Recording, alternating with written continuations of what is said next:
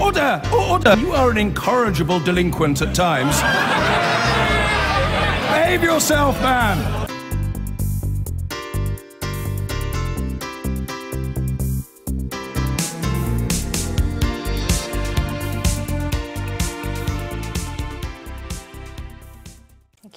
First up, the budget. It won't have slipped the Chancellor's mind when drawing up his budget for this year that the capital has an election for mayor in less than 50 days from now. Keeping the capital sweet, or at the very least not overly angry with the Conservative government, would seem like a minimum requirement. So what did he say? Andrew Cryan has this. What do you think about this week gave George Osborne another budget and another opportunity to pose for the cameras with a hard hat. "We are the builders" is one of the Chancellor's favourite refrains, and now he'd quite like it to be applied to Crossrail too, the proposed new railway line from Wimbledon to Tottenham and beyond. This week he promised 80 million of the project's total £27 billion budget, less than 1% of the money needed. But it didn't stop him getting a good gag out of it. The government that is delivering Crossrail 1 will now commission Crossrail 2. I know this commitment to Crossrail 2 will be warmly welcomed by the Leader of the Opposition, the Right Honourable Member for Islington. It could have been designed just for him, because it's good for all those who live in North London and are heading south. There was also news on plans to give the Mayor of London more money, roughly £1 billion in the form of business rates. This will help make up a big cut to the Transport for London budget that was announced last year. One big difference, though, it means the Mayor can spend it on anything, not just transport. I think what we're going to see here is a significant shift, which at City Hall they've wanted for a long time, under mayors of different parties, and now I think it will mean that Transport for London has to do far more of what the next mayor and their deputies want than has been directly true in the past. Transport for London are said to have opposed the change. Obviously, their concern would be that a future mayor might send some of those funds towards non-transport projects. I would advise very strongly against that. I think transport needs supporting, and the growth in the business rates should be used to help transport as well. But one area the budget didn't have much on is the topic that's been dominating the mayoral election thus far: housing. It might well be that future mayors think that's a better way to spend our money than more public transport. Justin Greedy, can you claim a green light for Crossrail 2 when the government's committed to spending less than 1% of the total budget?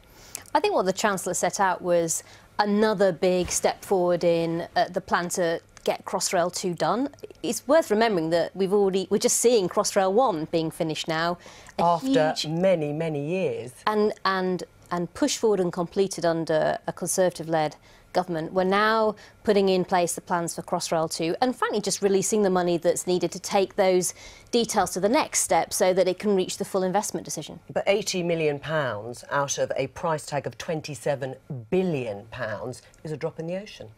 But 80 million is what we need to do the next stage of planning work so that we actually really understand what this project will cost in totality and to get all of the details that you showed to viewers watching this bolted down. So, no, I think it's really good news, and I think people can try and throw stones at it and pick holes in it. But the reality is what the Chancellor announced is another big step forward on the next major infrastructure plan for London, which is very welcome for many people watching this programme. Is that a priority for you, Crossrail 2?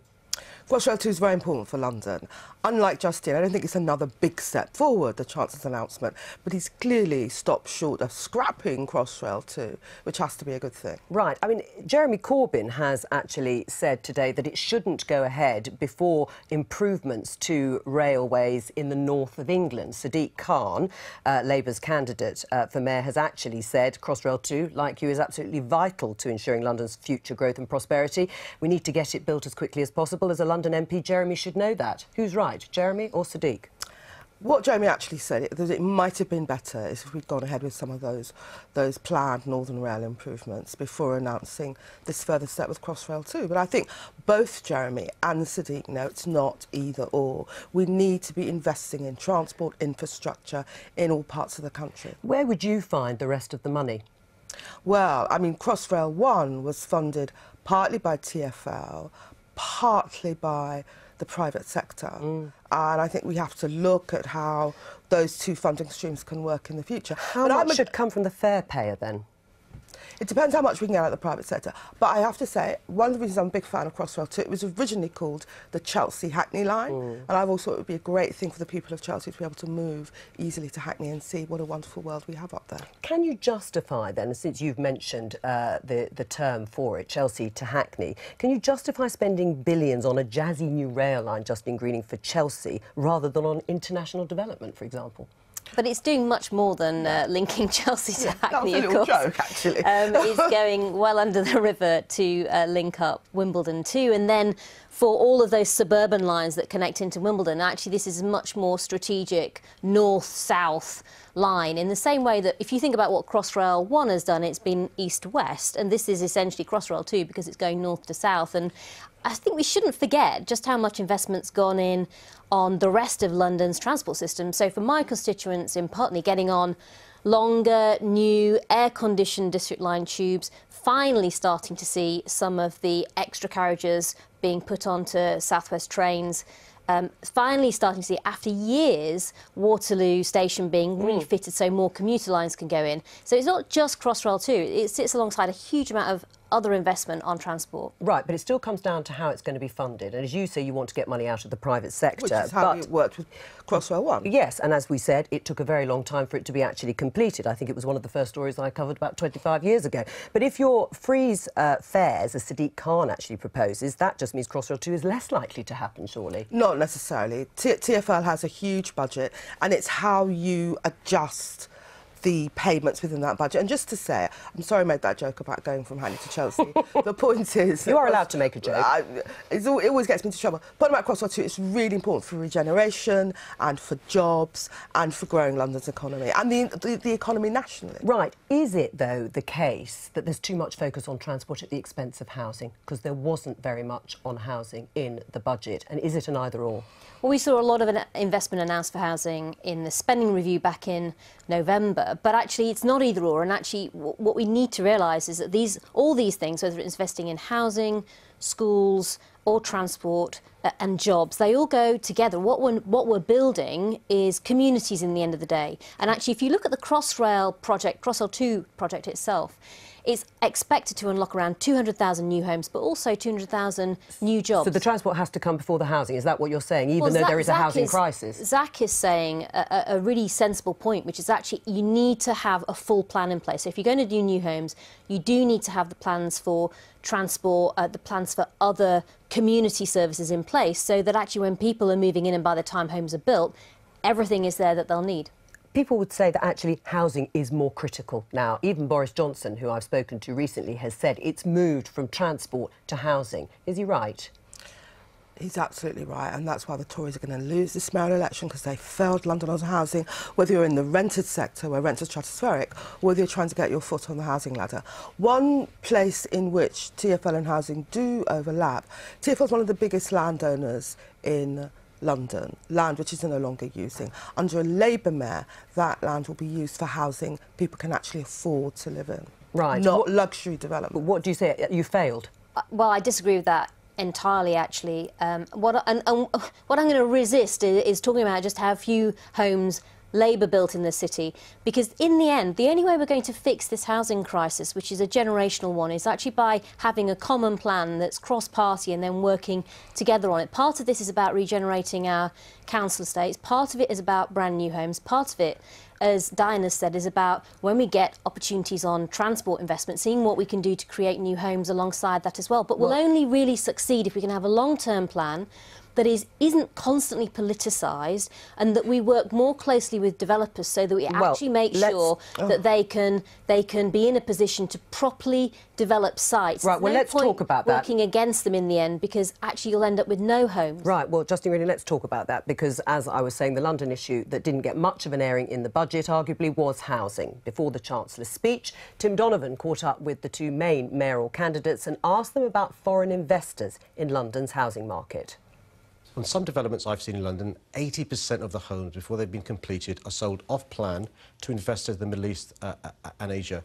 One of the estate agents in London last year marketed 7,000 properties overseas. Unacceptable. The worst thing that can happen to London is that people don't want to come here, they don't want to live here, they don't want to invest here. If that happens, London is sunk. So we need to find a way to harness that appetite to invest in London, but make it work for Londoners.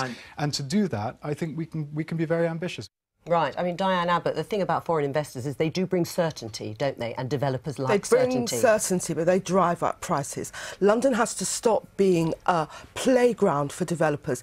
We have to start looking at how we house ordinary Londoners. I have estates in Dalston, new estates, which were sold before a brick had been put on top of another brick, were sold off-plan to investors overseas. Right. That's not sustainable. I mean, and that's what's caused, to some extent, the unaffordability of London and just pushed Londoners out. And that's happened on your watch. And I think Sadiq's not been straight with viewers, actually. Well, hang on. Answer the question that it's happened on your watch. I'm about to, because what he said was something that he must know is wrong, which is actually the current Mayor, Boris Johnson's brought in a ban that stops developers from selling overseas for a full first year. So that is not happening anymore. Are you saying that there hasn't been an increase in foreign investors buying up swathes of central London real estate? There has, as always, been foreign investors buying flats. But Justin. Well, there have always been. If I can just finish my point. Any Londoner will tell you the amount of foreign investment in London